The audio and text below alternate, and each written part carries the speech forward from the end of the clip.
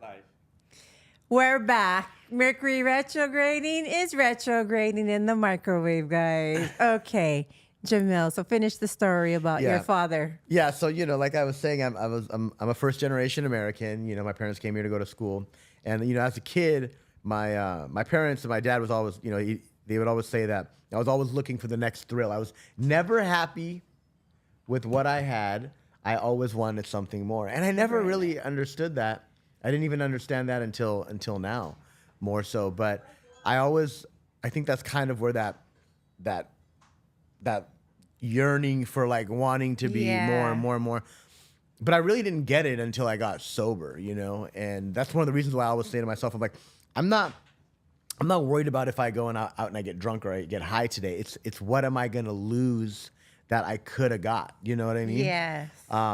But like I was saying, they nicknamed me Next Thrill as a kid, right? I was always looking for the next thrill. On that number quick, what sign are you?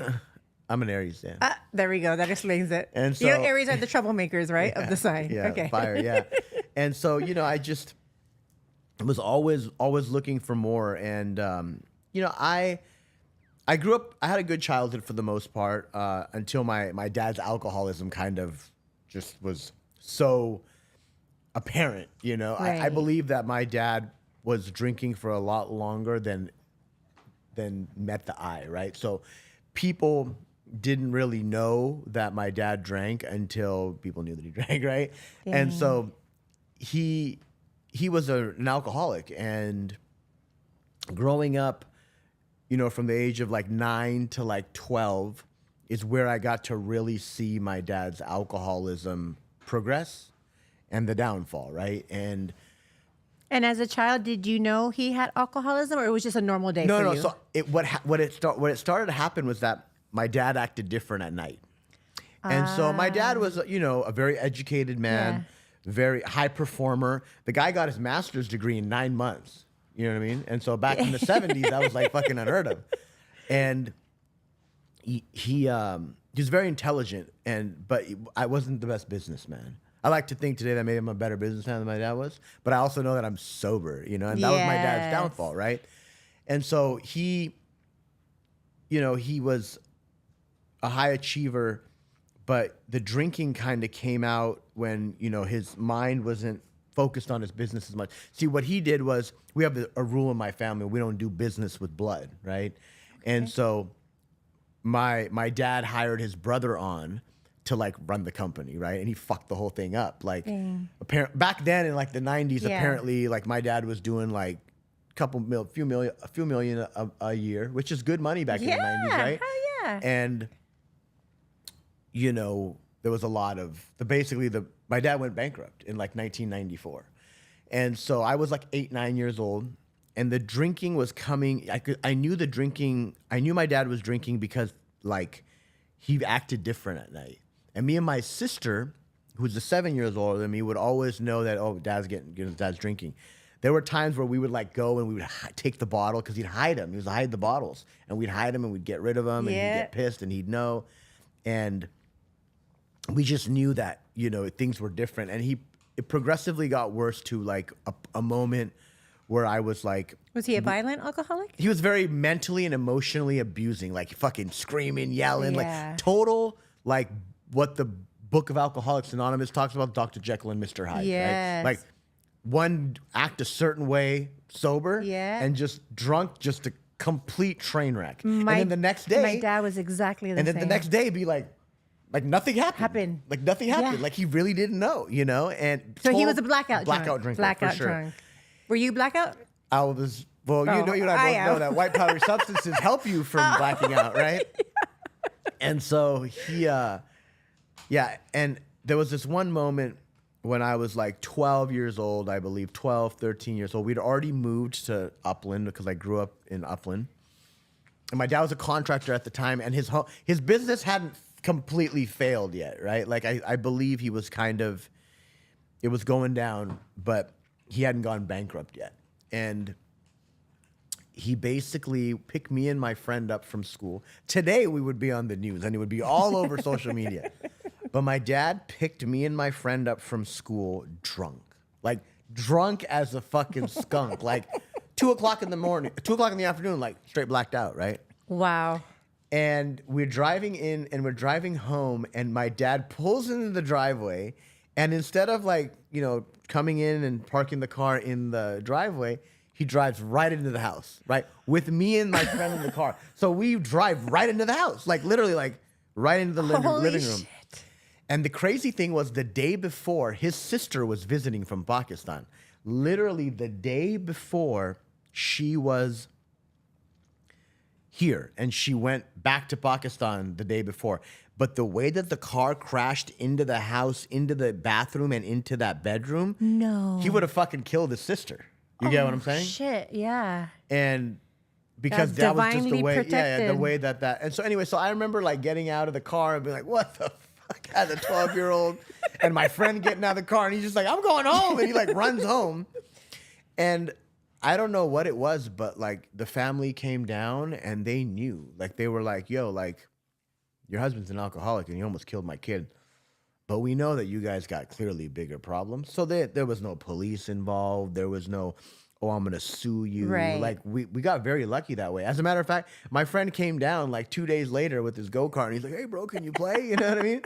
And So And do you think the family probably had like people in sobriety maybe? no, so they knew? I just think that, they were like a working class, white family that were real hardworking, and they were probably like, we don't want to fuck these people up, or, Right. Just good people. Yeah, they were thank good God, people, and I yeah. think they were understanding, and I didn't really realize it till right now, but like things could have been a lot worse, things could have been a lot worse. Yeah. Anyway, so I ended up telling the insurance company that I was trying to park my dad's car into the driveway, and fucking, that's how that went.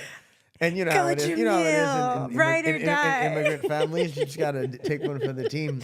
And At 12 years right, old. it's probably like- I love what our dads it's taught us. probably like insurance fraud or some shit, right? And This is just a false story, you guys. basically, my dad's dead, so whatever. What are you gonna do? But yeah, so that's what it was a little bit like, And then I just remember it getting progressively worse with my parents. My dad,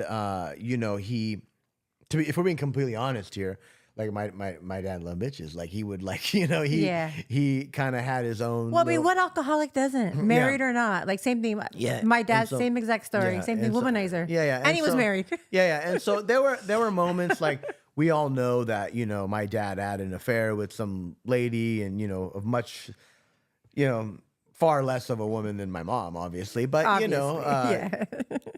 it was so long ago. And so all that comes with that. And so I just remember one day my parents arguing upstairs and I was like downstairs and I must have been like, it had to have been between 12 and 14 years old. So it was after that little car accident thing I just explained, but it was before my dad got sober. And I just remember my mom coming down. My dad had been drinking. My dad was drinking. It was like late afternoon, early evening.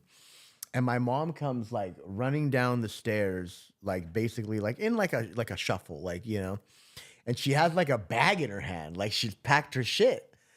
And I was just like, and I looked at her and it's almost like she looked at me and she was like, she was just going to go, right? Like she was just going to leave. Right. My siblings were all older. I was like 12, 13, they were all like in high school, college, whatever.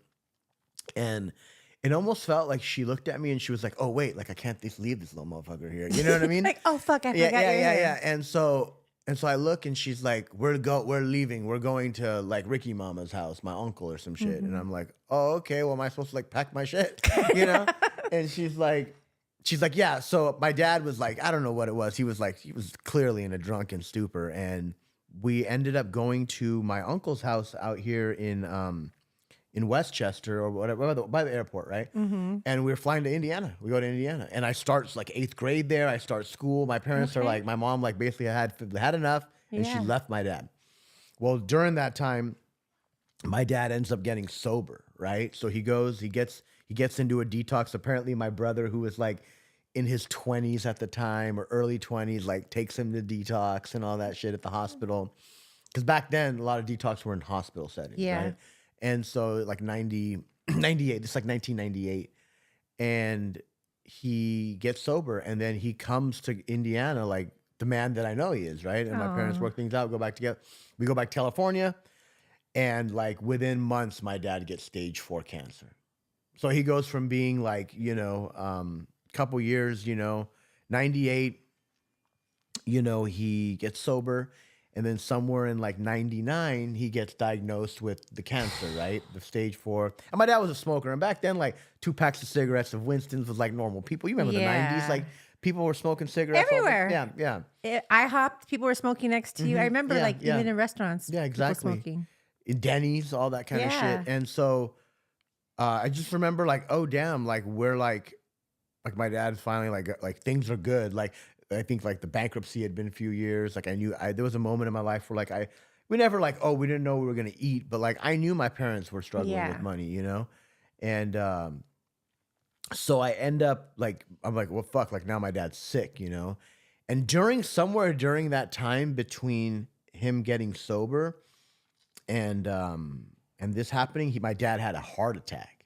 So like I remember like I was the one who called 911. I Yeah. like called because I was like pretty smart little kid, I think. And so there's all these things happening, right? And so then my dad has cancer, and then he's going through all this stuff, and then apparently he like gets better. Like it goes into remission for like a short period of time, and everyone's very happy. And then it comes back, right? And it comes back like where they're like, you're going to die, like we're putting you on hospice type shit. And so I got to see my dad, die, like, and so basically like from when I was like 15, so I'm like 15, 14, 15. I was 16 when my dad died, but my dad had been sick for 2 years prior to that. And so I basically got to see my dad, like, the demise and, like the health and all that kind of stuff. And then, he passed away in hospice at the house, right? In like 2001, in August of 2001. And so, we all knew it was coming. It was very tough. Everyone was in the home. It was a tough time, 16 years old. And that was like my first experience to death, like seeing somebody that was like perfectly fine get sick and die. And then I got to see like my dad take his last breath. Like it was a fucked up thing. Like I got to see the whole thing. Yeah. And and I was like a kid, and I was drinking, and like, I was drinking at that time. I'd experienced drink. I had my first drunk at 12, so I was always trying to get fucked up during that time, like drinking and stealing cigarettes and all that kind of shit. And then at 16, Question: during that time period, do you feel that you obviously weren't? I mean, what was your family's way of dealing with it? Like were you taught to communicate it? To it was express it? everyone was dealing with it. Everyone was dealing with their own shit. Like my Right. siblings had their own stuff. They're all in college. Like my mom was trying to like still maintain the lifestyle and the bills and pay all the stuff. My mom was like, going to school, like working. My dad was fucking dying at home. I was just like the little fucking idiot brown kid, like skateboarding and trying to get fucked up all the time and not Right. get caught, And so my dad passed away, and I was just like, fuck it. Now I'm just gonna, like I liked the effects produced by drugs and alcohol, and I really just kind of doubled down on that. I remember that year, I was a junior, so my dad died, me going from sophomore to junior year in high school in that summer. Then 2001, September came around, school started, 9/11 happened, right? And, that was tough for like a kid my age, being the ethnicity and the, being a Muslim. And, right. but I just remember like being very angry about what happened to like, how could they do that to Americans and to Yeah. us, And I remember like, I wanted to go in the military to like go and fucking kill terrorists, Yeah. And but I remember that year was the first year that when I was 16 years old, where I met my first love, which was cocaine. When I was 16 years old, my dad had died that summer, and so it was winter break, and my best friend, we were still best friends today, and we're none of us are trying to, but I remember like it was like that was the big drug, like now it's fentanyl and all that kind of shit. Yeah. Like coke was the big thing back then. I just remember like doing it at like 16 years old at like a house party. And I remember to myself, like, I have arrived. Like, this is the shit right here. Like, I can drink as much as I want. Like, it had that euphoric feeling. And I was like, this is it, you know? Like, that was my first, like for real. Like, I really felt like that, you know? And that's really what I did all through high school. And then, but, you know, it was like very recreational. It was like, you know, but I, I, I drank and used for the feeling, right? And then within the next year, my best friend, whose dad was like a dad to me, tragically died in a plane crash, right? And so this was like another guy that kind of filled that void of Right. like that father figure. Yeah. And like he was just a good dude. And he gave me a job after my dad died. I was like 15, 16 years old. I'd been working there, and he was like, you know, he treated me like his own kid. Like they brought me into their family. Like they knew it was a tough time. And he was Right. like in his early 40s, and his dad had died from cancer. So he knew like what I needed. You know what Yeah. I mean? And even though his son was my age, he knew that like I needed something, you know? Of course. And he was just a good dude to me. Oh. And then like I was like the cleanup kid at the airport. My first job ever, I was a janitor. And I remember just like cleaning the bathroom and the toilets and shit. And then I remember he was like, I'm gonna go test fly this plane, but we're all gonna go out to dinner tonight. So I'll see. We always went out to dinner on the weekends. And I don't know how back then. I don't know how the fuck this guy like would pay for all these people. I could, you know, he owned an Credit airport. cards. But he owned an airport. They were wealthy, but he Oh, was like okay. they were very humble. And I remember he was like, yeah, I'm just gonna go test fly this Beechcraft. It's a twin engine, and I knew a lot. I know a lot about small planes, and he was like, but I'll just chalk it up myself, you know, with put the key, like put the wheels. That's how you stop it. And so he's like, but don't worry about it. I'll see you guys. We're gonna go out to eat. And the plane went down, you know, and he crashed and he died on impact. And so then I was like, oh man, every person, every father figure, every person that's like, you know, God takes them away from me, you know. And I just remember like, you know, drinking and using more and partying and then, you know, came after high school. I didn't know what I wanted to do. I was gonna go into the military, but I didn't end up doing that.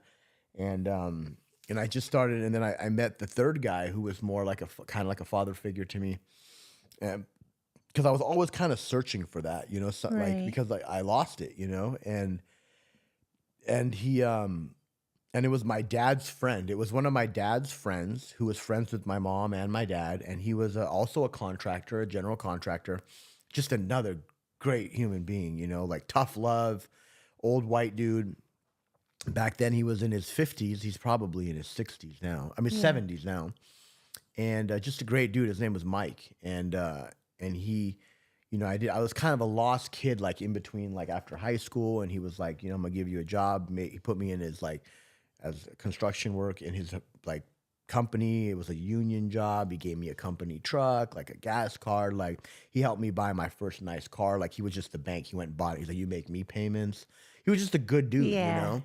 And he knew like that, you know, I didn't have a father like growing up, you know, and he was just a great guy. Taught me the value of a dollar. He was the only guy that's not blood related to me that smacked me when I was a kid. Like when I was like 18 years old, because I would show up late. I would not show up because I'd get too fucked up the night before. And he'd come to the house because he lived in the neighborhood. He'd be like, you motherfucker, get your ass up. And he like, Yeah. he showed me mad love, you know, but like, he taught me what it was like to the value of a dollar and hard work. And I just thought to myself, you know, I don't want to do this construction work forever. And there were like so many like politics within his business because he had 3 girls and all of them were married. And so a couple of them worked for the company. So I was like a threat. He's like, who fuck's this little brown fucking kid coming up here? Right. You know, this guy's taking care of him and, you know, dad's hooking him up and Yeah. all that kind of shit. And it's just, it was if I could look back now, I would tell you it was a very toxic work environment, right? And I was like, fuck this, man. And so my mom at the time had gone from, you know, see my dad an alcoholic. So she went on, she had a college degree. She went off and became a drug and alcohol counselor. And that drug and alcohol counselor turned into Nice. opening a drug and alcohol treatment center Oh, and all wow. that back then. So now As my a mom, woman? yeah. Wow. So now my mom's like owning, operating, you know, big treatment centers, Yeah. And so my mom actually, the contract that I was telling you about, my mom implemented in the late 90s, early 2000s. Wow. And back then, if you were a drug and alcohol offender, it was called Prop 36. You could get out of prison early with your last part of your sentence. You could go to a private treatment, sober living like they do for me now, but at my mom's place at the time. And they would come and they'd come in Martin chains and they'd fucking have leg irons and they'd come as custody of the state and they'd drop them off at my mom's facility, take the fucking Martin chains off, leg irons, and then dip. And it was like they were still there as inmates. But if you left, it was like a walk away from a minimum yard. So it was technically like if you decided that you wanted to like use it as some bullshit and then you got out and then you walked away, it would be like a prison escape for that person. So most of the people that came wanted to be there, they stayed. So my mom's doing all this kind of shit, and she's seeing like these COs drop these inmates and these parolees off at her facility all the time, and they're wearing like the green jumpsuits and the fucking combat boots, and they're like, you know, and she's like, you know, they're cops, right? And so she comes home one day and she's like, hey, have you ever thought about being a cop? And I'm thinking to myself, like, my mom has no idea of the shit that I've been doing since I was like 16 years old, you know? But like, I wasn't like a criminal. I never got in trouble. Like, I was just like a fucked up kid, you know? Right.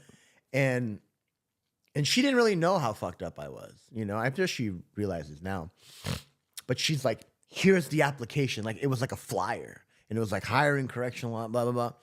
And I was like, okay, and all I saw was $76,000 annual salary, right? And it's like 2007, right? So I'm thinking to myself, I'm like, oh shit, that's pretty good fucking money. Like, I don't have any education, you know what I mean? Like, and I never really liked gangbangers and criminals. Like, this will be cool. So I just apply. And they fucking call me in, and I end up fucking doing all the tests, and I end up getting the job and giving me a academy date. And I'm like, what the fuck? And like people are like getting these like letters and shit. And they're like peace officer, like questionnaire. Like because it comes from those, you know, they're peace officers. It's like a referral, like a No, they're reference? peace officers. Oh, Like okay. every cop is a peace officer. It's like you're post certified. But you have to do like character witnesses. So they have to do their own background investigation. So people that I know, I had to put down as references. And people are like, what the fuck? It's just gonna go be a cop. It says peace officer candidate. Like, and but mind you, like, I was just a big drinker at this point, right?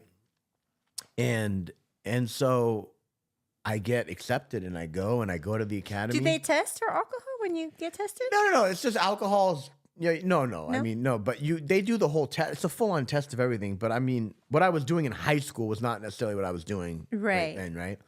And so I, you know, I mean, just I mean. The life that I was living outside of everything that I was doing was completely contradictory, right? So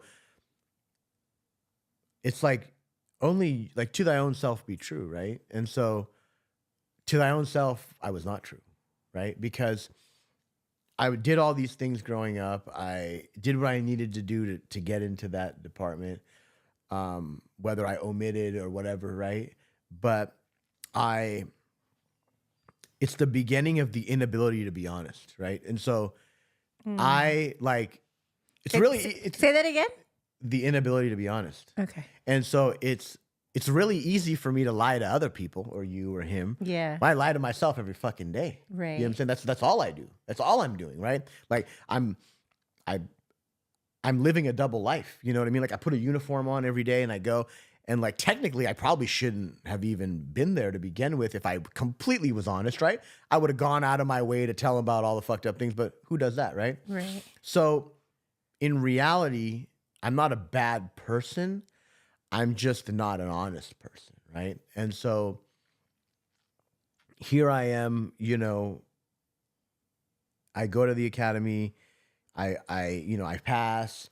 You know, I'm getting fucked up on the Liberty on weekends with people. Like, you know, cops are drinkers. So, like, it went very, very much. I just removed one part, but I'm doing what everyone does, right? So, on the outside looking in, I just look like a young kid, young, dumb, full of piss and vinegar, and reckless, right? And so that's what I was. And I go to the academy, and I remember graduating, and I remember going like most of the time that we had Liberty, like I'd go out, we'd all drink beers, and I remember like I'd be doing PT, and I'd be running circles around these motherfuckers because like they were older, whatever the case may be, and in my mind, in my like sick thinking, I would think to myself, oh well, I'm not doing anything wrong, like I'm smoking these motherfuckers, like this is normal.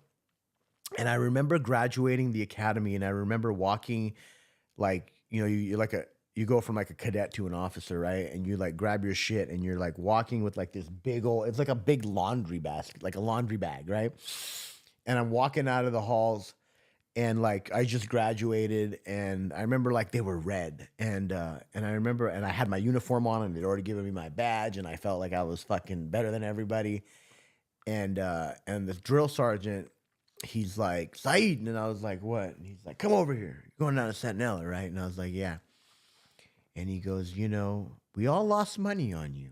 He's like, I thought for sure you would fuck up. And but I'm glad you didn't. He's like, you're gonna be a good correctional officer. Aww. Because you're fearless. And I just hope you don't get hurt.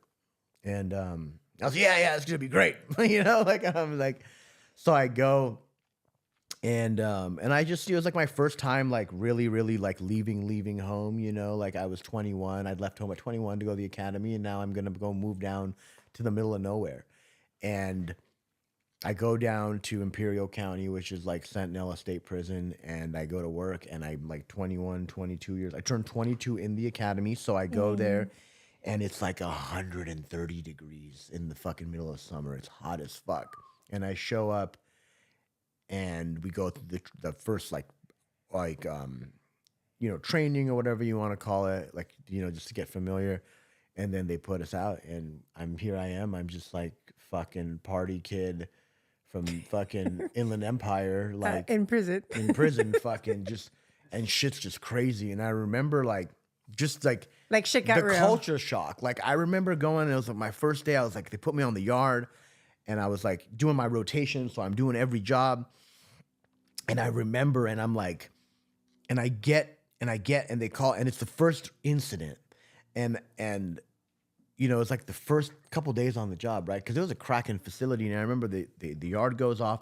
I was so like new that I didn't even know what the fuck they were really saying on the radio. Because all I had heard it was in the academy and like, drills and shit. But here, like, I'm hearing it, and like, you can hear in motherfucker's voice that like shit's cracking, like it's active. And they're like calling it on the radio, and you could just hear like fucking the alarms going off. Yeah. And then fucking the PA and the guy is like, get on the ground.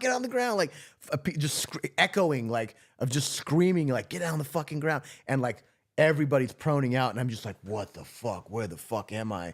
And then just like, they're like, let's go. We got to run. And we're going, and like, these dudes are stabbing each other, right? Yeah. And they're the only ones standing on the yard still because everyone else is down. Right.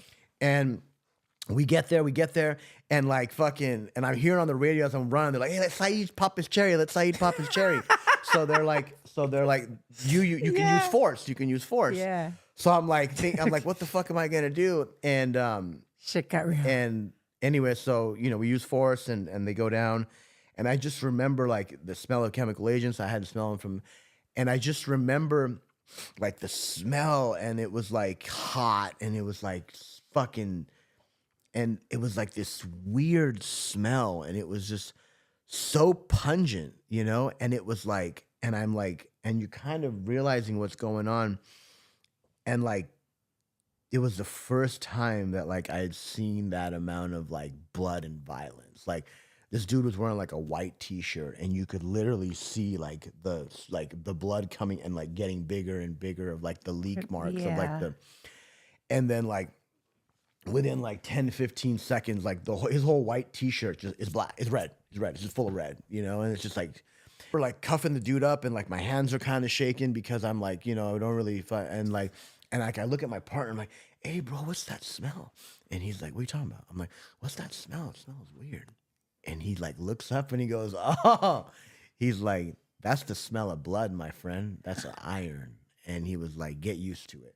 Oh, and dang. I was like, fuck, Yeah. And then that was like within days of being there, you know? And so Yeah. that's like that where I came, like I went from that to that. And then I just remember like, you know, that was just how it was, you know, that's every day was like that. A lot of days were like that. A lot of days where nothing happened, but most days something happened, you know? And I ended up doing every job, and you know, I did that for a long time, and I did every single job you could think of. And, you know, those types of incidents that I just explained, they happen hundreds of times. I can't even remember. Right. And, you know, from some bloodier than others, some violent than others, some people dying, some people not dying, some people going into medevac, you know, helicopter landing on the prison, you know, you name it.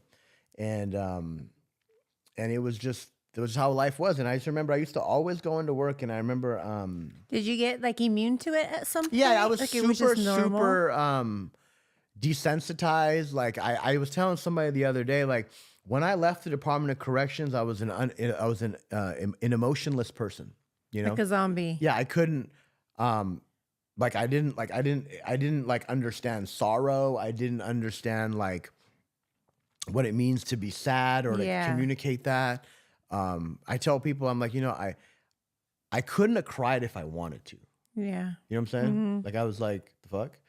And that's what it was like, you know, and I just was like a very dark. I remember one time it was like a 4th of July party, and I don't remember what year it was. It had to have been like 2011, 2010. My sister always had the hugest Super Bowl. I mean, Parties. 4th of July parties, Yeah. block parties. Everyone would close down, and there were a lot of cops that lived on the street, couple COs too, but they were at like different, less violent prisons, you know. Right.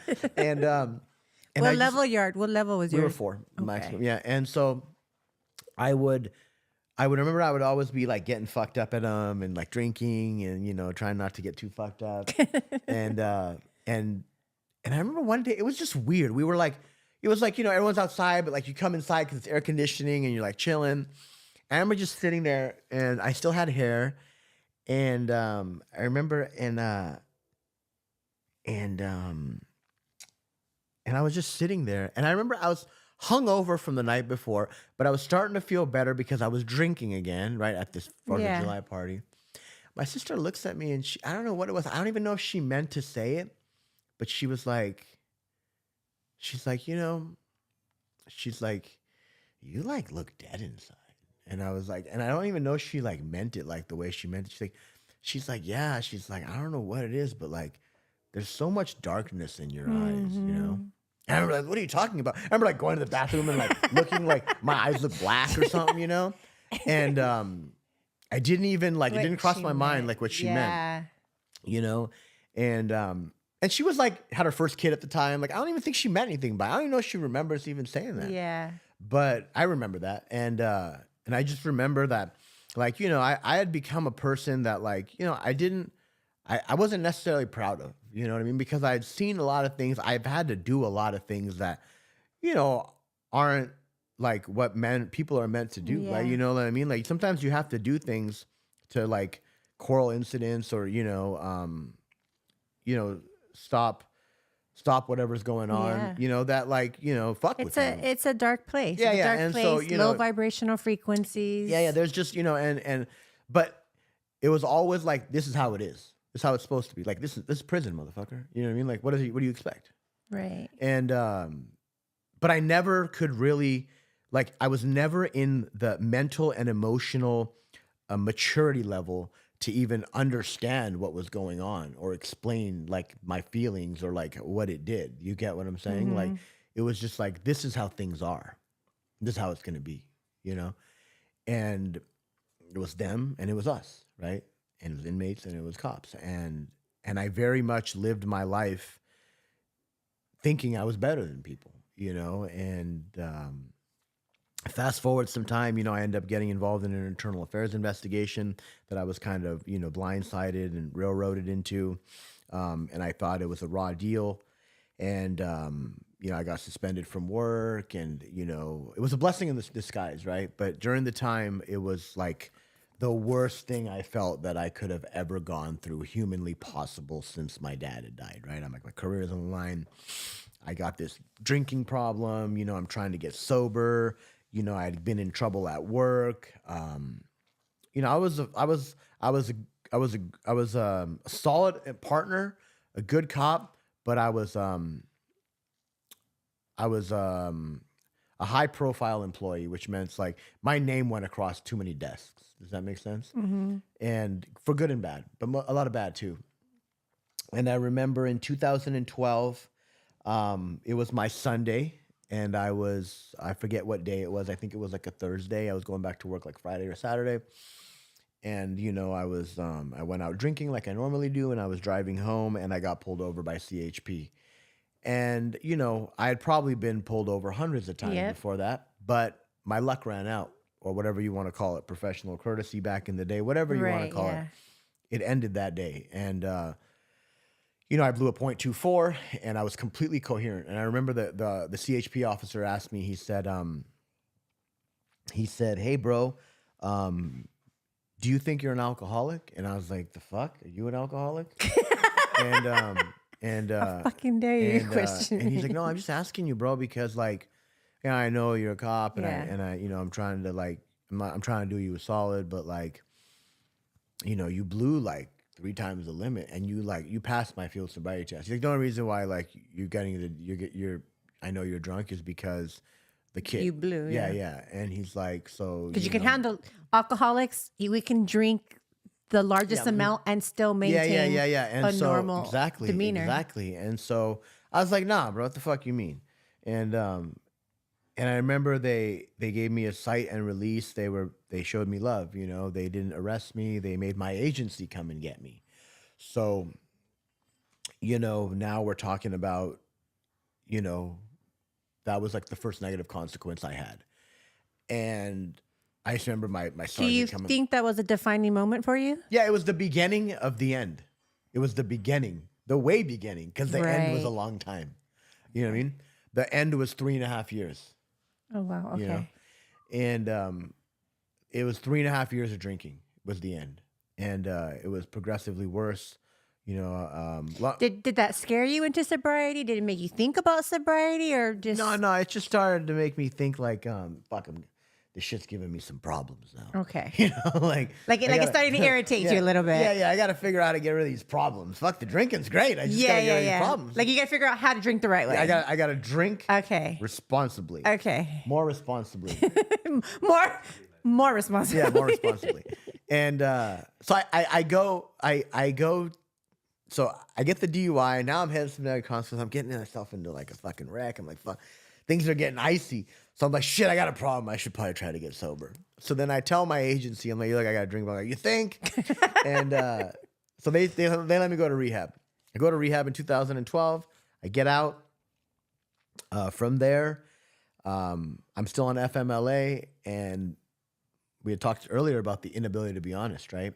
And so I went to rehab for 30 days. I got out, and I still had another like 15 to 20 days off before I was supposed to go return to work. By the time I went to rehab, got out of rehab, and went back to work, I was already lying about drinking again. So I only got the 30 days sober that I was in the place for. But a couple weeks later, after I got out, I ended up drinking again. Do you, so 30 days sober, right? So it's your first time 30 days sober? Yeah, in 2012. And what was your experience during those I was 30 locked days? up. I was in a fucking treatment center. Did any kind of light turn on for you? No, I just remember like just being like, I just need the dust to settle. Like I really wanted to try, but I was like, I ain't ready yet. Like I still need, and mind you, this is like my second time going to treatment because my mom sent me to rehab when I was like 19. Yeah. And so this is like my second oil change. Okay. And I'm like, fuck. So then, but I'm lying about it, right? Yeah. So I'm sober. Everyone thinks I'm sober. Jamil's doing better now. Things are going to be okay. So I go back to work. What happens? I get involved in that internal affairs investigation I'm telling you about. And basically my boss did something stupid, and it's a rabbit hole we don't need to get into. But basically I was involved in something that I didn't have any control over, nor did I have any knowledge. And he ended up he lied about something, so he quit before they could fire him. And I went to a trial, administrative trial, which is like hearing. It was like, they thought that I was covering up for him. He like hid some ammo or something stupid. Anyway, long story short, now I'm involved in an internal investigation, and now they really want to like get me and him. But it's like progression, right? It's like my name had come across. I had fucked up in other ways before. And with the DUI and all that kind of stuff, where they were like, oh, maybe there's our chance to like really get rid of this guy, you know? Because he's just fucking, we hear this about this guy too much. And so I go through the investigation and they suspend me. And now I know that they want to take my job. They want to fire me. And so for the things that they thought that I did with this guy, which was, they said it was failure to report misconduct, insubordination, and unbecoming of a peace officer. And so just like all charges around me not telling on him because they thought that I knew that he was holding unauthorized ammunition in my car or something. And so it's all bullshit, but it was their way of getting me, And I know today that I think that God probably didn't want me to do that. I think God needed me to be removed from that environment and that job so that I could actually get sober. Because I don't think I could see and do those things on a regular basis and just not drink at all, And not to have a coping mechanism to check out of it. Yeah. And so I end up going through this investigation, and I finally get news back that I won the case. The judge ruled in my favor, and I'm going back to work. And I'm like, oh, okay, great. Now we're like in February 10th, 11th of 2015, right? Mind you, between 2012 was the first time I went to rehab, and I'm lying about drinking. I'm suspended from work. I'm going through this big investigation. I'm suspended. I'm lying to people. I'd gotten sober, so now I'm starting to go to AA, which are 12-step program meetings. I'm going to these AA meetings for 3 years. I'm drinking after them. I'm fucking completely dishonest. Oh, you were drinking after your marriage? Yeah. I'm just completely dishonest. Yeah. Living a double life. Can't be fucking honest. I'm absolutely physically, mentally, and emotionally dependent on alcohol. Like, if I didn't drink, I would be sick. My body would fucking shake. I would have DTs. Like, cause now I'm suspended from work for like a year, right? So now my drinking is spiraled, right? And I'm drinking in the morning. I'm drinking at night to go to sleep. Like, I'm drinking all the time because I needed it, like a heroin addict needed dope, right?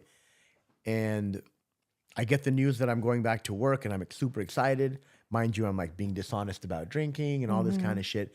And they come back, and anybody can appeal the decision. So if I win the case, they can appeal the decision. If I lose the case, I can appeal the decision. What does that mean? It just goes to Superior Court. Right. Basically, you do everything all over again. And I had spent every dollar I had on a private attorney, not my union attorney. I'd fired them. I'm borrowing money from people to help pay for my attorneys. I don't have another fucking dollar to my name. I'm selling my Subaru so that I can like have some money. My other car, which was a Corolla at the time, is like about to be repossessed because I can't make the payment. I'm in all my bank accounts. I mean, at the time I was a cop, only like one or two, are all overdrafted. I'm in check systems, right? Because that's federal database that you can't open up because I'm remember check overdrafted. system. Yeah. And my credit score is like a 500, right? I'm fucked. Like, and I'm thinking I'm going back into law enforcement, and now they're telling me that this. So I start drinking, right? Again. And now I'm drinking. So I drank so much that now people that think I'm sober, they know I'm drunk again, right? And somewhere in between there, this was what was told to me after. So I end up drinking like a handle of vodka. Somewhere. What does a handle mean? Like a half gallon, like the big bottles. Oh, the ones with the handle. Yeah. Oh, I didn't know it was called that. Yeah. Vodka, right? Because at this point in my life, like I'm drinking vodka, right? Because that's what most alcoholics, low bottom alcoholics drink. And I start drinking one day, and then I wake up in a critical care unit, and I'm like, the fuck? Like, how the fuck did I get here? And like I wake up and like. I can't breathe. I can't like everything's fucking, and I got in and I look and I remember, I don't know how, but like I end up like lifting the cover and I look at my dick and I'm like, oh my God, there's a catheter in me. Like, and it was like, what the fuck? And so. You remember nothing. Yeah. So now I'm starting to think of bits and pieces. Like, I remember calling Joel's now my business partner, my best friend, but at the time we were just friends. and he had gotten sober like a couple months before me. So he was sober. But I do remember calling him and being like, come get me. So apparently he came and picked me up from, at the time, my mom's house, right? And he was like, yeah, you were just drunk. You said you needed to get out of there. He let me go to sleep in his car, right? And he just left the window down. Apparently, like, I was so drunk that I basically got out of his car, but my legs weren't working. I fucking hit my head. I knocked out, and then my blood alcohol level was so high that they ended up calling the paramedics, thinking that like there's a guy on the ground with his head bleeding. Right. But my heart was fucking failing because my blood alcohol level was 0.54. So now it's like a trauma. 0.54? So now it's like a trauma call, right? So Damn. the paramedics are there. Joel's like, I don't remember anything, bro. I just remember them fucking knocking on my door and like thinking like it's a police knock. And and he's like, and I hate that wake knock. up and he's like, yeah, bro. And the fucking fire trucks are pulling up. And he's like, yeah, he's my friend. I left him in the car because he was too drunk. And they're like, he's dying in your driveway right now. And he's like, yeah, bro, I don't remember. I just remember like coming out and like, I just knew it was serious because like they were cutting your shirt off and they were fucking working on you, bro. Damn. And I was the fuck, he was fine. Like he was asleep in my car. Yeah. And so, you know, ended up going to a trauma center and I was there that's how I woke up, right? And so I was there for like 4 days and they basically told me, the doctor was like, look, you're lucky that your friend left you in the car. Because if he had brought you in and you fell asleep in the bed or on your stomach or on your back, you would have just died. You know what I'm saying? So he's like, it's a good thing that like you fucked off and you fucking fell. And then someone was like, why is there a guy on the driveway?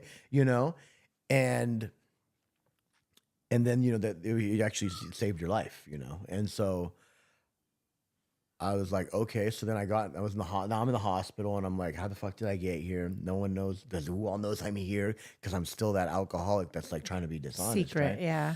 And I remember the nurse coming in the room and she was pissed and she was like, this bigger lady. And she was like, you know, she's like, I hate it when people like you come in here and take up a bed for a real sick person. And I was like, the fuck, that's pretty mean. And I'm just like, what the fuck did I do? You know? And she's like, honey, I don't know. Like, it's drinking shit. This drinking thing you got going on ain't working for you. And she's like, I don't know. You know, you came in here on a trauma call, and we're just trying to get a good blood pressure on you. That's why you're here. Like, it's hard for us to get a good blood pressure on you.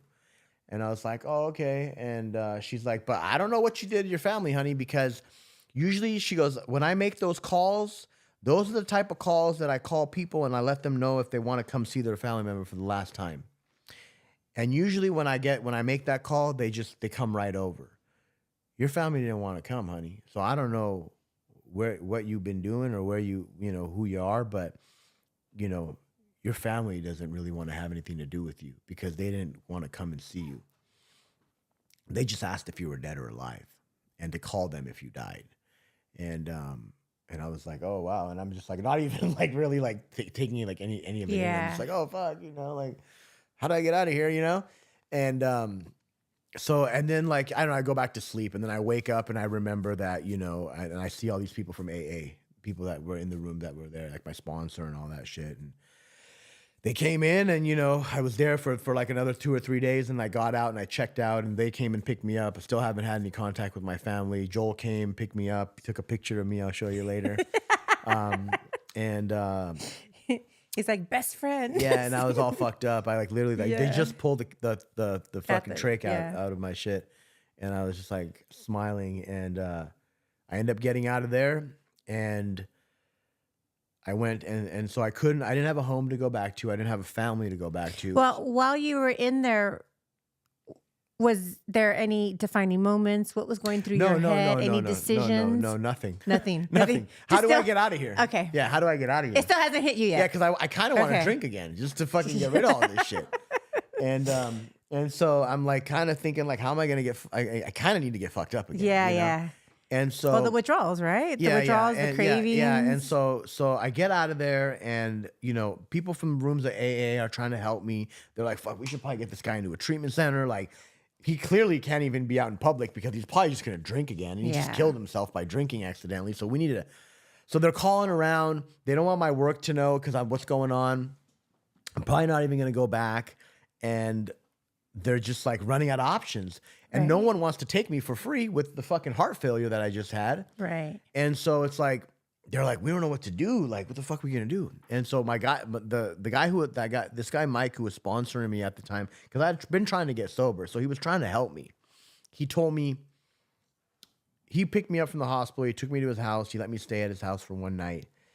And then it was Valentine's Day, right? Because I'd been in the hospital for like 3-4 days. And he's like, look, like we're trying to watch you in shifts so that you're okay, but we're trying to figure out what to do with you. These are just people just trying to help me for fun and for free. You know what I mean? And I'm just like, fuck, okay. He's like, yeah, you're going to stay at so-and-so's house tonight because I'm going to take my wife out. But he's like, look, here's $20. I know you smoke cigarettes. I smoked cigarettes at the time. And he's like, and you're probably going to need some food. So I didn't have anything. Like I just gotten out of the hospital. Yeah. Like, I literally was in like, they had to borrow clothes to give me. You know what I mean? Or my mom sent a bag or some shit. I don't fucking know. But my family, it was fucked up. And he's like, here's $20. And you know, you probably can just buy some like Del Taco or buy some food. And I'm gonna take Dorothy out tonight. And you know, in a couple days I'll check back in with you. And we're gonna try to get you into a place because you need to go to a place. Yeah. You need to get safe. And I'm like, you need okay, to be cool. babysat. Yeah. And I'm like, okay, cool. So he gives me to this other guy in AA, and I go to his house, and that guy falls asleep watching TV, and I'm like, what's going through your head? Yeah. So I'm like, I'm like, what the fuck am I gonna do? You know? And I'm like, fuck, I need to get some more drink. So as soon as he goes to sleep, I fucking run out the door, and I take that $20 and I buy a pint of vodka and a bottle of Gatorade. And in your head, this all makes sense. It sounds like the right thing to do. Yeah. I need booze. Okay. Yeah. And so I remember it was like 9-10 o'clock at night, and it was in Corona on 6th Street. And if you know Corona well, you know that 6th Street and Lincoln are pretty far apart. It's like a pretty long ass walk. It's a few miles. And I just remember walking on 6th Street, and I'm just like, fuck, a Grand and 6th. And I'm like, I got to find a liquor store that's open before this motherfucker wakes back up. You know what I mean? Right. And I'm like walking. Finally, I find a liquor store that's fucking open, and I buy a pint of like pop-off shitty vodka, right? And a bottle of vodka. And I remember my thing. I would drink a quarter of the bottle or pour quarter of the bottle out of the Gatorade. Then I'd fill it up with the vodka, drink it, and then water it down. And then I would fill the rest up, right? Yeah. So I could get the whole pint or half pint in that bottle. And finally, like I do that perfect mixture, and I'm like, okay, now I'm gonna walk back, right? So I'm walking back, and I remember by the time I walk back to this guy's house, I'm pretty fucking like lit again. Yeah. Like, I'm feeling good. I'm like, oh, that's all I wanted. You know, that's all I wanted. And No, I get back. That's the alcoholism. Like that. Like when I explain to people, like we drink because of the fucking, it gives us this reprieve from all the fucking voices, from everything that's just in the head. It just fucking quiets it. Yeah. And I remember I'm just like, okay, now I feel better. And now I'm like, okay, like things are going to be better. Things are going to be different this time. You know, I'm like feeling good. This time it's going to be different. And I remember on my phone, and I had like a Droid, and it was like the slide one. It was like a mixture between a BlackBerry or whatever the fuck. I don't know what it was. And I remember it was going dead. And I remember I better make some calls before this thing goes dead. And I remember calling that same guy Mike that gave me the $20. And I wanted to call him to ask him what I should do next. But I didn't want him to know that I just drank. And it's almost like he answered and he knew in my voice that I was already gone again. Mm-hmm. You get what I'm saying? Like he almost was like, fuck, like we almost had this motherfucker, you know? Like that like trying to talk to you without trying to tell you how disappointed they are in you. Does that make sense? He just knew. He's like, he's been sober 30 years. So he's like, this guy is a fucking raging alcoholic. Like, I don't know what it's going to take. I remember asking him, I was like, what do you think I should do? And he's like, you know, he said, you're a garden variety alcoholic. And he said, what we're doing isn't working. We've been doing this shit for 3 years, bro. Like, you know, your job's your job. You think being a cop's your identity, but really you're a fucking alcoholic. And he's like, I don't know what it's going to take for you. He said, what I do know is what we're doing is not working. And you just drank yourself to death. And he said, I don't want that on my conscience. He said, I don't want to go to your funeral and tell your parents and your family and your sister that I wish that I could have done better with you. He's like, so this is what I think you should do. He's like, I think you should go to treatment. I think you need to go to detox. I think a person like you needs to be taken out of their environment and locked up in a fucking cage like an animal because you're a fucking animal. And he's like, I think you should call Matt. And Matt's another guy in AA that's in our kind of our fellowship, but I think he can help you and he can help you better because I've tried everything I can with you and I just can't have this shit on my conscience. Something to that effect. And so I'm like, oh, fuck, I call Matt. I already know who Matt is. I don't like Matt. He's a fucking prick. He's too much truth, too much honesty, too much arrogance, but he's been sober 20 years. Yeah. And, but he was like, it's like, you know where they say like, where like, you either go to die or live, you know what I mean? And so he was just like, I don't know what you should do, but I think you should call Matt because I don't think I can help you anymore. And it's my direction to you. Call Matt. So I'm like, fuck, okay. So I hate this guy, Matt. He's like, I've already had interactions with him in AA, and I'm like, every time I see him, I want to fight him. Like, I'm like in an AA, I'll be in an AA meeting, and he'll talk, and I'll just want to go punch him in the face and shit. And I'm just like, I'm so angry. I'm an alcoholic. I don't know how to live. I don't know how to, and I don't want to die. And I only know, you know, fear and violence, you know, I only know like, you know, violence and running away, you know, and I don't, and so I'm like, I don't know what it was, but in that brief moment, I fucking called him. I called him at that time. I think I was just so desperate in that moment that I just wanted something different. I didn't even know what I wanted. I just know that I didn't want to drink vodka in the morning. That's really all I wanted at that time. I was like, fuck, I just hate drinking this shit every morning just to fucking survive, you know? So this is the first point where you finally decide there's a moment where you don't want to drink anymore. In that moment after I talked to him. Yeah. So I called him, I'm calling Matt. So I'm like, fuck. So I hang up the phone with Mike and I'm like, okay. So I call Matt, and this is all like between like, I don't know, like 9 and 11 o'clock at night. So it's like people are like going to bed or whatever. And I call this guy Matt, and he always answers. He don't answer no more all the time, but he always answered. He always fucking answered. Like, and he answered. hoping you didn't answer. And I'm like, hey, it's me. And he goes, oh, I know who this is. And he's like, what's up? He's like, aren't you in the hospital? And I was like, oh, I got out. And he's like, oh, how great that is. And and I was like, and mind you, like, I'm not drunk by any means, but like I feel normal now because I've had something to drink. I'm like, hey, dude, you know, Mike told me to call you, and you know, you think you can help me stay sober? You think you can help me get sober? And it was almost like he was like, what? Like he wanted to hear it again? and he was like, and I was like, yeah, do you think you can help? You think you can help me get sober? And he was like, well, are you willing to go to any lengths? And I was like, what do you mean? He's like, are you willing to go to any lengths to stay sober? And I was like, dude, I don't even know what the fuck that means. I just know that if you can help me not drink vodka at 5 o'clock in the morning, like, we're good, bro. Like, I'll love you forever. Like, you'll solve my biggest problem. And he was like, all right. Well, he was like, look, I think you need to go to rehab. He gave me the same direction Mike did. And he's like, you need to go to rehab. You can't do it, bro. Like, you cannot do it. Like, humanly, it is impossible for you to be in public. You're going to get booze somehow, some way. And he's like, you need to go somewhere, dude. And so I'm like, okay. So I ended up, the last call I made, I remember what we would think we're badass. It's like everyone always says when they go to prison, they get in a fucked up spot, who they call? They call their fucking mom. And I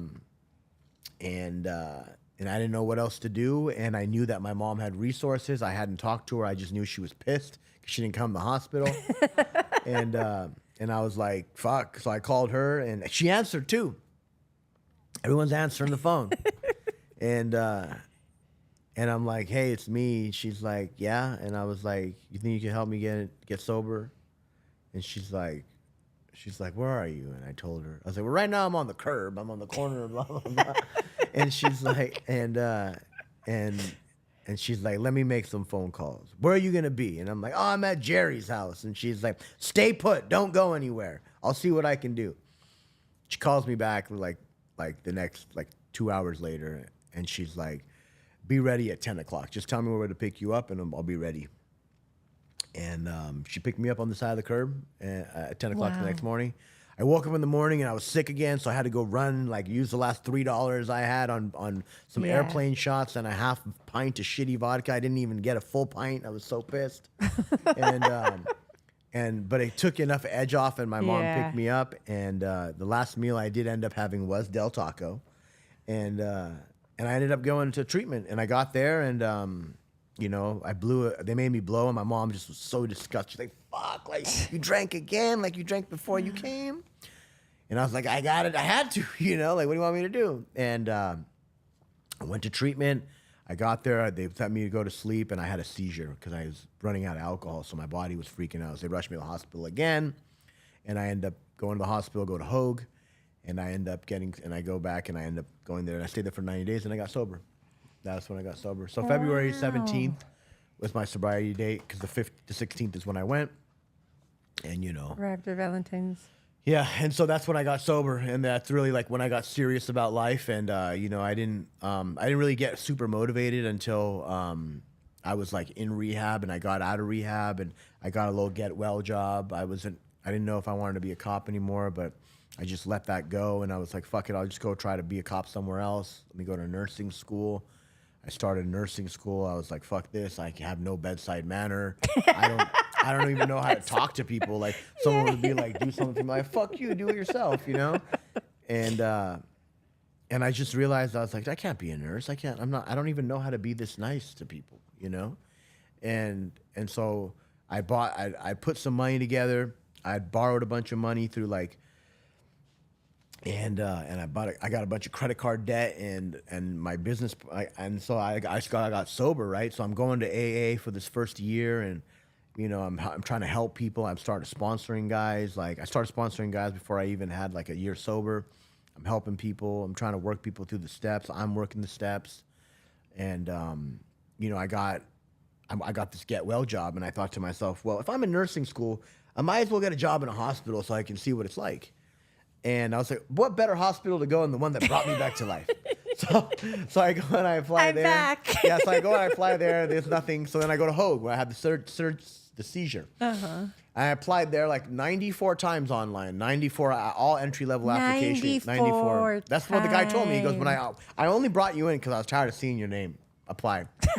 And I end up, getting a get well job there, and I call it a get well job because I was just trying to get well, Yeah. And I was so excited. I was $18 an hour job, and I was wheeling people around the emergency room. I didn't have no fucking responsibility, I was just I was just trying to I was it was like my college years, it was I didn't have college. I never went to college, but it was my years of just getting my shit together, and then that same year, my first year of sobriety, I just woke up one day and I was buying into this gym. I met this guy, Miguel, and he started this gym called Self-Made Training Facility, and they had just had 1 or 2 locations at the time, and he had just franchised it.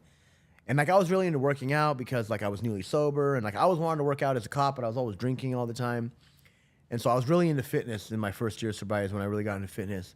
So I met this dude, and he told me that, the franchise cost $150,000, which is a ton of money to me, even back then. And I was like, oh shit, but I'll figure out how to do that. So I tell this other guy, my business partner, I'm like, we should open up this gym, bro. It just started, and they're gonna do good, and it's we don't have to figure anything out, and we're gonna help people and trainers and all this shit.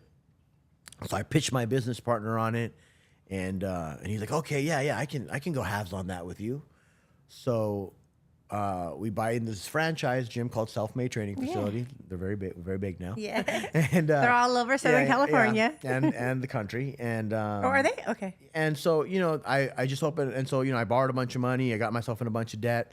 but it was my first business and business, and I was excited, and I wanted to help people. And that's, and during that time, I realized that like any other business, you might not make any money for a while. So right before that, while the gym was being built out, I was like, I really want to help people stay sober. Like, I really want to help people get sober, but I want to give them an environment where like it's ethical, it's clean, a place where they can kind of rest their head, where they can let the dust settle. And I want to open a sober living home. And so I told my business partner, and he kind of laughed at me, and he was like, "Fuck, bro, we can't even stay sober." and I was like, we're gonna do both, bro. We're gonna stay sober. We're gonna open a sober living home. And he was like, "Well, we can't do it in Orange County. Your shit's too fucking flooded." And I'm like, "No, but maybe in Riverside." And my mom had this property. My mom and my aunt, they had this property they could never make any money on. Every single time they'd get somebody in there, they'd pay the first month rent, and they'd squat. But these two old ladies would never get no money. So finally we got them out, and I was like, "Look, let us get this place on the front. Like, we'll pay you in like 30 days. And they were like, "Fuck, anything's better than what we've been doing." Right. So they let us, and we started our first sober living home. Bought a bunch of used furniture in 2016. We started our first house, just bootstrapped it, and 9 years later, we're a full-on drug and alcohol treatment center with every level of care. We have 13 locations, 75 beds. We're a 7-figure business, and we help a lot of people, and we do all kinds of stuff. We have private pay, private insurance. We also do reentry programs, state of California.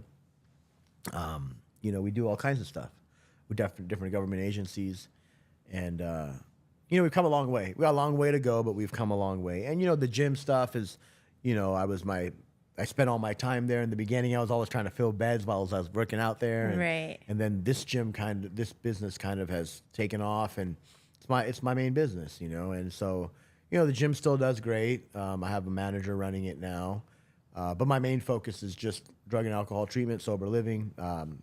We want to grow it, as big as we can, and help as many people as we can, all over. Nice. At what point now, looking back, would you say, like, when did you ever have a spiritual moment, like that spiritual? Yeah. So the spiritual awakening happens through doing, in my opinion, the spiritual experience happens through working the 12 steps, right? And so that happens through, doing a personal inventory, finding a higher power, admitting your faults, realizing you have a problem, admitting your faults. Did you finally realize you had a problem? Yeah. And then, making amends to people, going back to people and telling them that, I'm sorry for the things that I did, my mentally, emotionally, financially, all those types of things. And when you had to take inventory, right? When, like, was it the inventory, or was it the making amends? Like, what for you was that moment where you finally realized the inventory is identifying the wreck? The inventory was identifying, because see, I didn't think I ever did anything wrong. I thought I was a victim of circumstance. Right. And if you did, and you saw, and you did the things that I did on a daily basis, you drink a lot too. So it took another person who for me was a sponsor of AA to point out what a fucking sick human being I was. Right? Is that the first time you finally saw? Like, for sure. You were like, holy. Yeah. And then, the amends and going back to all those people that, wronged you or you wronged, and apologizing and asking what you can do to make it right, restitution, whatever the case may be. And then, finding a higher power, and, who I choose to call God, and having a relationship with them, and then doing it, and then passing it along to somebody else, right. And that's what we do, and that's what we try to do by living by example, and, continuing to go to like 12-step programs, or, and help people in my business. It's just trying to pay it forward, and, trying to change, everyone wants to always talk about the problem. Nobody wants to talk about the problem and have the solution. Right. Yeah. So, that's what we're trying to do, especially with, helping people with housing and drug and alcohol, addiction, is, helping people that really no one wants to help, or want to just go over there, oh, this is a drug addict, alcoholic, it's criminal, People always want to say that, but no one wants to do anything about it. No one wants to, like, create a solution. Okay, so there's people that are drug addicts and alcoholics They fucking commit crimes to feed their fucking habit or to do what they do when they're drinking and using. Then they go to fucking prison. Then they come out. They have no other fucking tools. So what do? They just get drunk and high again. Right, what are they going to do? yeah. They're going to commit the crimes. They're going to do whatever they're going to do. So how about we like try to give them some fucking solution when they get out so that they don't have to commit crimes and fuck off, Yeah. the society and cost more tax dollars and, more people. Because don't get me wrong. There's people that are in prison that belong in prison. Yeah. Some people should never probably get out of prison because of things that they've done. But there are people that have substance abuse issues. And, if they can become, we all know now that there's people that can become the most successful people from drugs and alcohol, right? Addicts are the most Addicts and alcoholics are some of the most driven ever. people, right?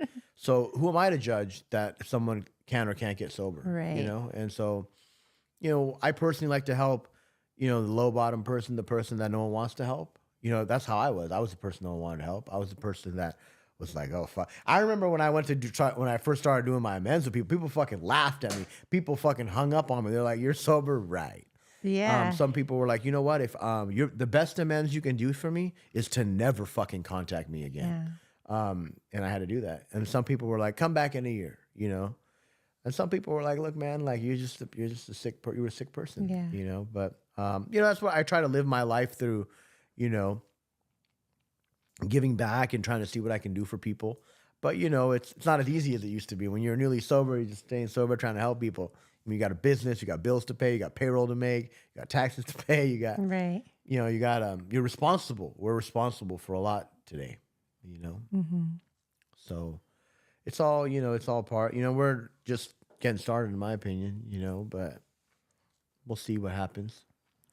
Wow. Thank you so much. Jesus. I relate to a lot of it. Same thing. My father was an alcoholic growing up.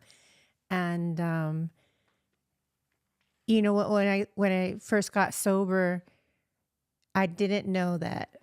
I didn't know how to communicate. Mm-hmm.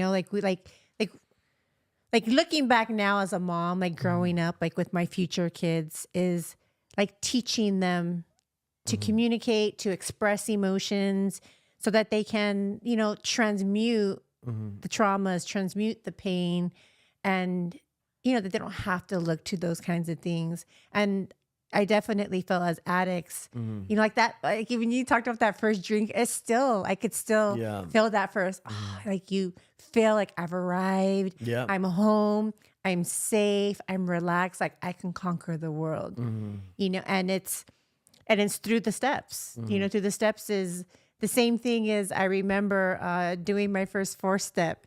And, we had, you write down all your resentments and on all of them, and it said, my part, all of them, I said, I didn't have one. No, my part was blank. My sponsor wrote it all in. No, literally. And I just put, I didn't have one. And I put little quotes all the way down that thing. And so when I got with my sponsor too, I was like, I've never done nobody wrong. I was like a good alcoholic. Like I did people right. How dare you? No, literally. And then when we went through, just taking responsibility of, I just let people walk all over me. I let people take advantage. So it's so eye-opening, like the steps. And the 4th step, I feel like is the moment of true transformation because we are always the victims. The 4th and the 5th. And honestly, it's like any reason to drink, any reason to doesn't matter, good or bad. Use. Like, how can we go around this? And it's having the tools to be able to say, oh, I'm the motherfucker. Yeah, I'm the problem. Yeah. It me. Yeah, wherever I go, there I am. It me. Oh, shit. Yeah, I remember after my 4-step, but the number one thing on my problem was I didn't say no. I was the people pleaser. I was the yes, girl, like yes, sir, yes, sir. So I remember like the whole next year, my sponsor was like, your homework is start saying no. And I was like, confrontation? No. But I remember that whole year, I was like, no. And then like all the anger for all the times I never said no, everything was like, no. And we're like, okay, well, calm down. And we're all angry when we get sober. That's for sure. At least I was. Yes, definitely. So if there's someone right now listening and he's gone through years and years of making a wreck out of his life from alcohol. But he's still doesn't really think he has a problem. But the story sounds really familiar to him. And maybe he just wants in the morning at 5 a.m. to not pick up. What advice right now would you give that person listening? I think I would give that person the advice of, I think that desperation is going to be your biggest asset. I don't think that any person or human power can do anything for you. I think that you need to have the willingness to want to change, and then you just need to ask for help, because I don't think you're not going to know how to do it on your own. Oh, hell no. But that's the hardest part, is having the willingness to let your ego and your pride down enough to ask for another human being for help. We talk about it all the time, whether it's coaching or, constructive criticism, anything. If you're not coachable, you're fucked. And how would he go about finding this person? Where would he go? Well, I think that a great place to go is for me. I went to a 12-step program. Okay. But you're a coach as well, right? Yeah. Okay. You could. Yeah. I definitely would love to help anybody that is struggling with drugs or alcohol. Also, I can help them figure out how to go from a low bottom alcoholic drug addict to a business owner as well. You can contact me. My Top turns entrepreneur. My name is Jamil Syed, obviously. Or you can go to jamilsyedcoaching.com. Perfect. Hit me up, and I'll help you however I can. Yeah, awesome. Or I'll point you in the right direction if I don't have the right answer. Yeah. You may need medical help first, though. You need to get sober physically, and then I can help you. Right. And how does that work? Like explain a little bit more about detox programming. How does that work? Because a lot of people watching, maybe they want to, but same thing. They don't know about they know they're going to have seizures. They know that they can't go without a drink. So explain, what does that look like? Yeah, I would say, that process. Don't do anything that's going to put you in physical danger. But, if you want help, there's, if you have insurance, you could just contact your insurance company, and they'll let you know where places you can go, or you can just call treatment centers, or my treatment center, and we can run your insurance to see, how we can help you. And if we can't help you, we can point you in the right direction. If you have no resources, there are a lot of places that do things, what they call a scholarship bed, pro bono. We do that a lot. Okay.